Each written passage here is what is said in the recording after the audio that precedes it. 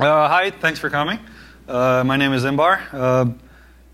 Last week was my last week at Perimeter X, so I'm giving this with permission, but as you can see it says former principal researcher.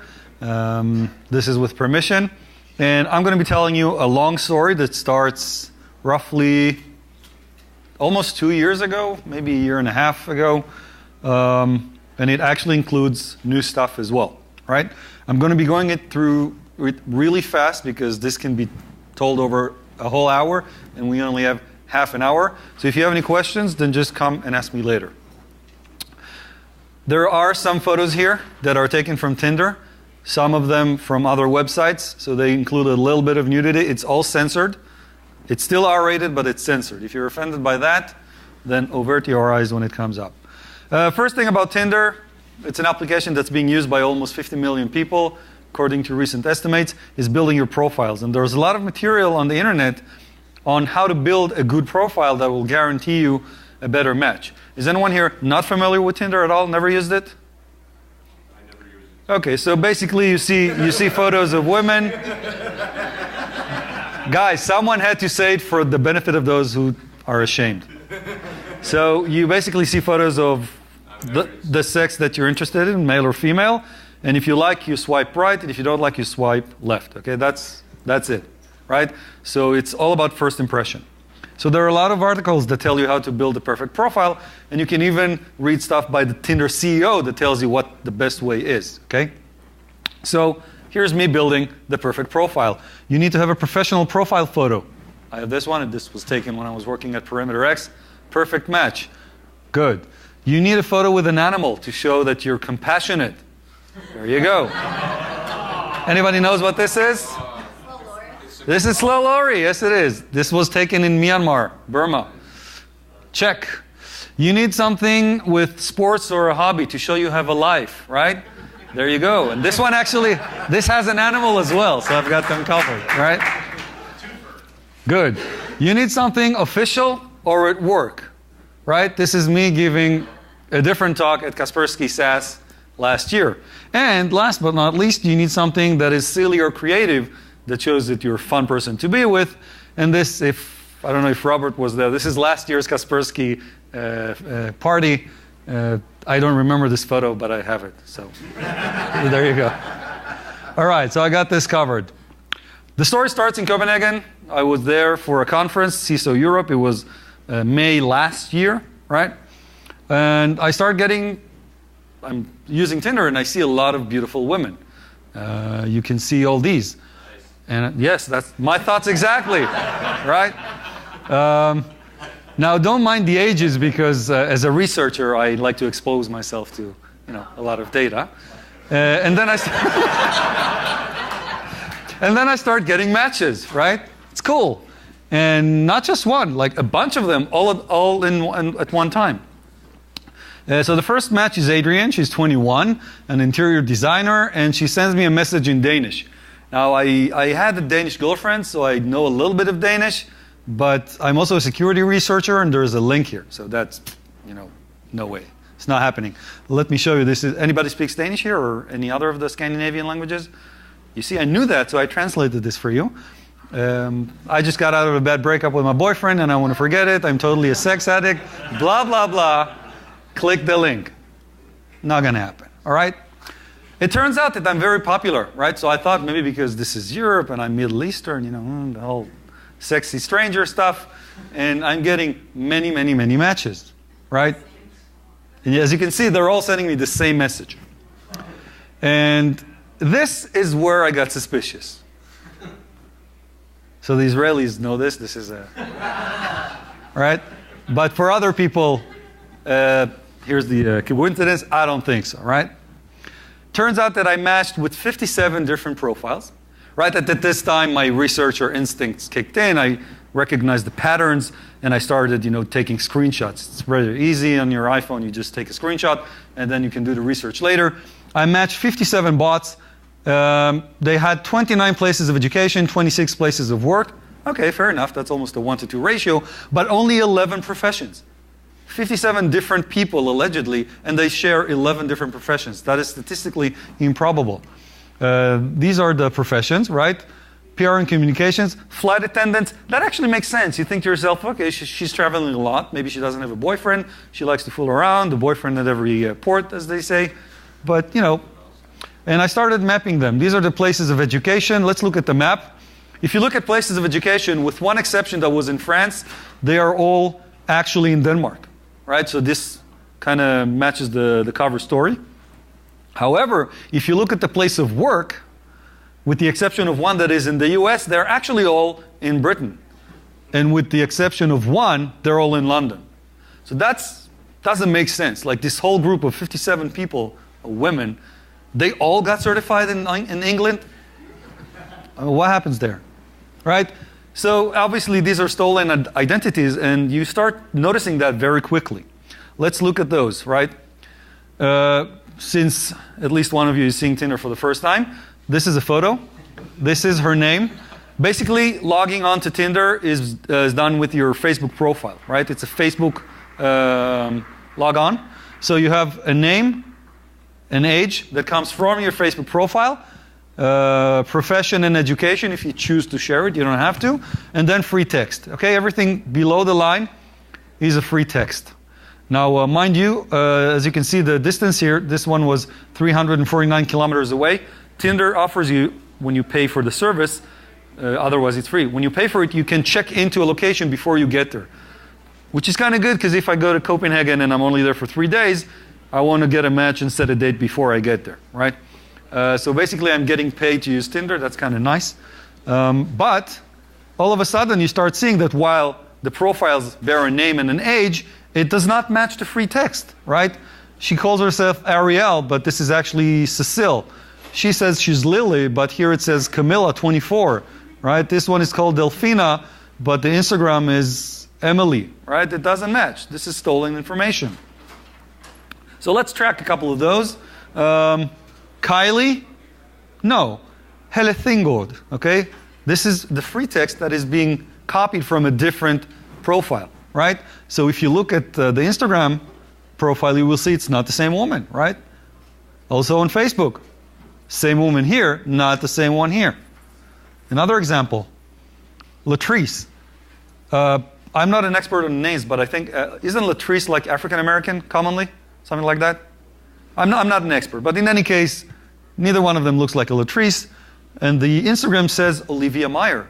So if you go on Instagram and on Facebook, there is an Olivia Meyer, it's just neither one of these two, right? So we now know that they take photos, they match it up with fake identification, and they use real text written by real women, because apparently they figured out it was harder to fake that. Better take someone a real person wrote, because it's more compelling, right? So, next conference. This is all me traveling to security conference, just like this one. So I went to Denver. There was another conference in Denver, Virus Bulletin, if anyone knows it. Probably Robert does. I get to Denver, and this is already the next evolution. This was a few months later. And now they don't just match you and send you a link. They actually try to get you to do stuff. So she sends me a message right away. And it's very blunt, right? You want to, let's make plan, beat LY. Once again, I'm a security researcher. I don't click links, certainly not those that are beat LY. Although beat LY is kind of cool because you can figure out where it goes to. This is a redirection service, and you end up going to dailysex.com. And this is not a dating site, just in case any had a doubt, right? And warning, you will see nude photos. Please be discreet. And then I get to chattybots. They actually run a scripted chat, right? You say something, they answer back. But if you're careful enough, you will notice that it doesn't match. Hey, baby, quite the nocturnal type, are you? And I was sure she didn't know what nocturnal was, right? Because I had that feeling. She was 21 or something. And she says, I want to go get beers tomorrow. This is a Sunday. And I said, how about Tuesday? And she said, do you want to go out with me? Now notice how pretty much whatever I say makes her next line plausible. Okay, that's how it's scripted. And I said, so what if I do? And she says, request me on Skype, let's make plans, my name there is. And there's a Skype ID. Now, I already figured that I was going to get spam there, so I didn't go there. But remember this is going to come back later. Then there's another one, Katie. And she's more sophisticated. Katie is allegedly 23. Hi, Inbar, just found your match from Tinder, somewhat bored at home. Where part of town at? So I don't know if you guys are old enough. There used to be maybe there still is, I'm not American, Jive. That sounds a little bit like Jive, right? So by this time, I'm pretty certain I'm speaking to a bot. Nonetheless, I say I'm in the CBD, Central Business District. Nice. Of course she's there, right? Doesn't matter what you say. Excuse me. She's going to be there. What's your favorite color? The color of a boarding pass. You would expect her to say, huh? What? No, she says, mine red, suits me. Right? Want to make plans. And this goes on, and then there's a big explanation on how, I don't care where we meet, but I met some weirdest people, and they started stalking me. So please go to TinderAgeVerify.com just so I know that you're a real person. And of course, if you go there, which I did in a VM, you are asked to put in your credit card information for verification. And of course, you know the rest, right? Hamburg, CCC, the Chaos Communication Congress. Once again, I was traveling for work. And at this time, they were starting to get cocky. No pun intended. They don't even bother, matching you. Sorry. There's already a link at the description, hoping that people who are, let's say, appealed enough go there, right? This goes to yeahrealsex.com. Where does that lead you? It's better than Tinder. Okay? And why am I saying that they're getting cocky? They take themselves so seriously that they offer you to unsubscribe. And there's a CAPTCHA to make sure that you don't unsubscribe on somebody else's behalf, right? Austin, yet another conference, and it's getting interesting. Shane, oh my God, I'm so bored. I already know I'm speaking to a bot here. Me too. Do you want to Skype? And why is that, do you think? This is, by the way, a quote from The Princess Bride. I like The Princess Bride, so I just put in a quote. And she says, you should message me there. I can send better pictures. And then I'm like, A, B, C, D, E, F, G, H. Just, whatever. And of course, the script ignores that. And that's the Skype ID. Now, does that look familiar? Yes, because remember the one from before? Same thing. Go to Skype. My ID there is live, and then a name with the last letter 3 times and 3 digits. So this time I created a fake Skype profile and I engaged in the chat, because by then it was obvious that I could put this in my presentation, right? So, yeah, I'm a researcher, come on. I live for this. Hi cutie, happy you Skyped me, blah, blah, blah. Doesn't matter what I say. My boyfriend and I broke up recently, blah, blah. I like spanking and choking. Are you into that? Not particularly. And then I say, I'm taking screenshots of this conversation. It's going to look great on the Kaspersky SaaS event, because I was just going there and it was clear. And then I could not direct this conversation better. As I'm saying to her, or to it, this is going to look good on the Kaspersky SaaS event, it says, I'm getting wet.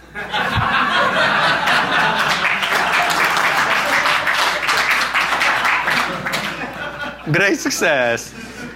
Okay. Vegas. So I got accepted. Thank you guys for accepting me to speak here. I got accepted to Vegas. So obviously I checked in here, a couple of weeks ago, started looking for stuff. And boy, the Tinder scene here, fascinating. So many fake profiles, you wouldn't believe it. So the most obvious ones are the service announcements. All the profiles that actually ask you to go to lookholes.com. Okay, they all have it in the description. By the way, if you're noticing, if you're seeing these 3 buttons, it means we haven't matched. In Copenhagen, the photos didn't have those, because those were all matches, right? And here, look at the text. It's identical. These 2, they both say, hey babe, hope you catching you. Yeah, the same text here and here. Thanks for viewing my profile. So this is obviously, it's a fake profile. They're using the same text.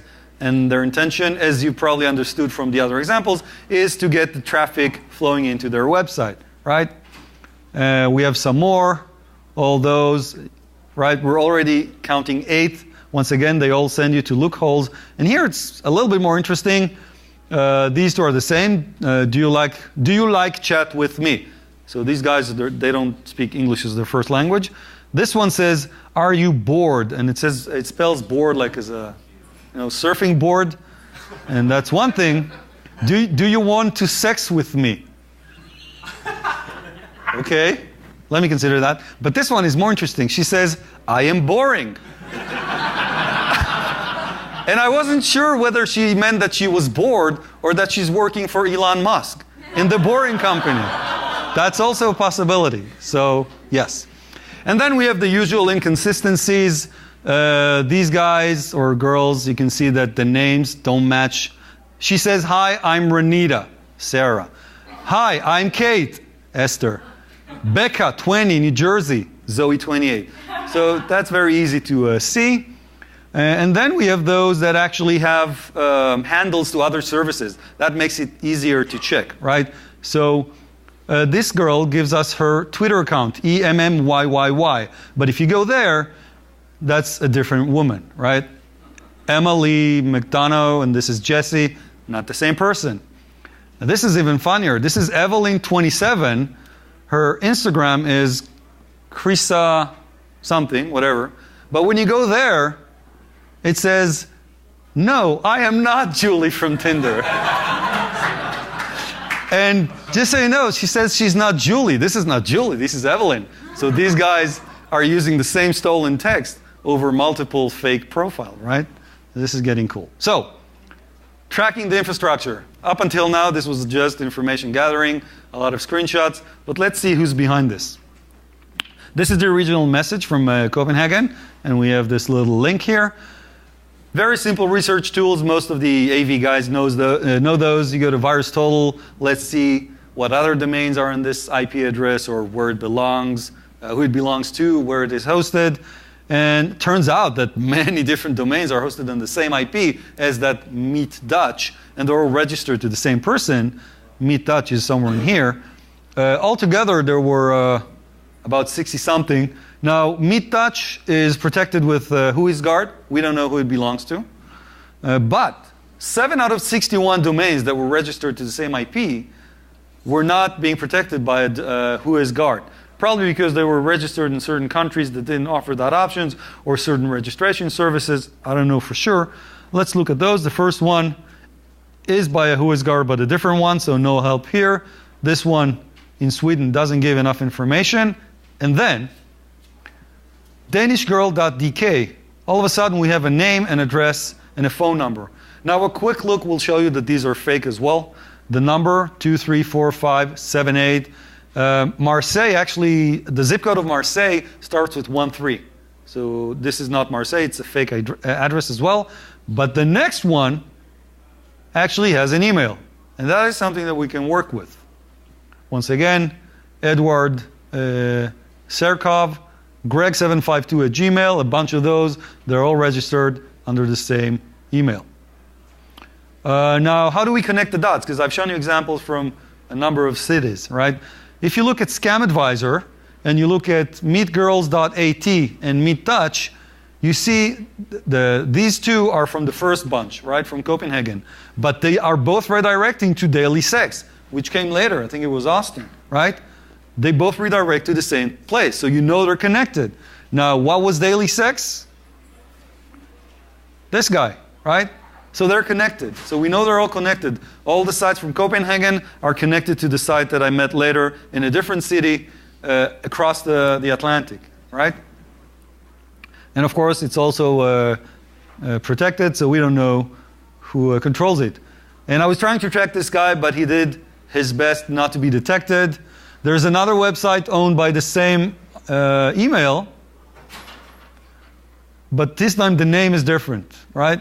It's still fake information, same phone number though, but different address, still fake. So I don't really know who this guy is. If you know how to do it, if you can help me track him down, that would be nice. Feel free to contact me after the talk. So I figured if this happens on Tinder, that also happens on other platforms. So I registered to a bunch of platforms. Not to say that I was already registered to some of them before, but all in the name of research. And then I got this message on OkCupid. It's an unsolicited message from a profile that I did not look at, didn't have any match with, 0% match ratio. And it just says, hi, I found a free dating site way better than OkCupid with more members, and I just wanted to share it with you. Wow, I feel so lucky. Thank you. So that's the profile. Within a couple of hours, it's gone, right? But I have a lead. It's called whereifindlove.luv.com. Okay? Let's go there. And it really looks bad. It's so unprofessional.